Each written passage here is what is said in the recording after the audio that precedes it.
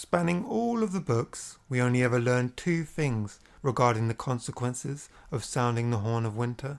It will wake giants from the earth, and it may have the power to bring down the wall. Now, what waking giants means, and how exactly that could destroy the wall, we can only speculate. Earthquakes. There's a reference to waking giants in the book The World of Ice and Fire, but for context, I think it's important to know about the history first. Westeros was originally inhabited by the children of the forest, giants, and other magical creatures. That was until the first men crossed the Arm of Dorne, a land bridge from Essos, the eastern continent. The arrival of man resulted in a war with the children, and legend says, driven by desperation, the little people turned to sorcery and beseeched their greenseers to stem the tide of these invaders. And so they did, gathering in their hundreds, some say on the Isle of Faces, and calling on their old gods with song and prayer and grisly sacrifice. 1,000 captive men were fed to the weirwood, one version of the tale goes, whilst another claims the children used the blood of their own young. And the old gods stirred, and giants awoke in the earth, and all of Westeros shook and trembled. Great cracks appeared in the earth, and hills and mountains collapsed and were swallowed up. And then the seas came rushing in, and the Arm of Dorne was broken. And so by that description of awaking giants, it seems very much like a metaphor for causing earthquakes.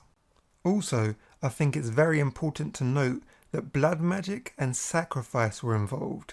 Indeed, a great sacrifice of 1,000 men. So personally, I don't believe just blowing in the horn will make it work.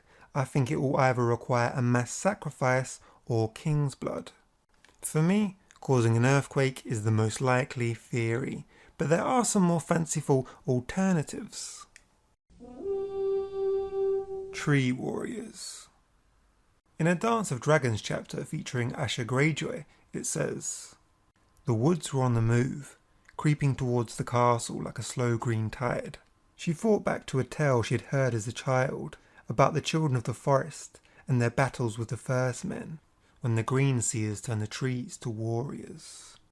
When the greenseers turned the trees to warriors. Now that's interesting, because in the chapter where I believe Jon Snow found the horn, it says, the trees stood beneath him, warriors armoured in bark and leaf, deployed in their silent ranks, awaiting the command to storm the hill. Awaiting the command. A command like, a horn? It seems plausible.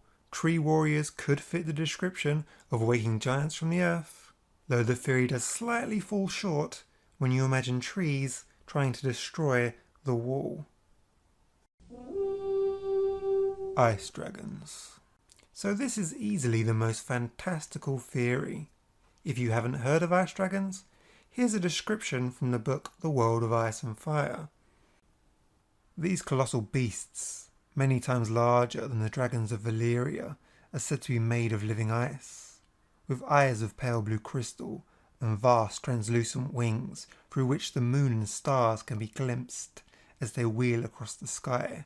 Whereas common dragons, if any dragon can truly be said to be common, breathe flame, ice dragons supposedly breathe cold, a chill so terrible that it can freeze a man solid in half a heartbeat.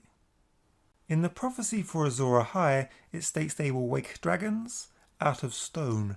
So some believe the wall is, in part, made up of sleeping ice dragons, and when the Horn of Winter sounds, they will awaken, which whilst destroying the wall would unleash quite a formidable weapon. So this theory kind of works. It wakes giants, as in dragons, and it brings down the wall. But would ice dragons be an effective weapon against the others? Ice versus ice? Surely you would leave the dragons to their sleep and have the wall still standing. So I'm interested to know what you guys think. Did these theories make sense? Have you got your own theory? Let me know in the comments. If you enjoyed this video, please give it a like and subscribe.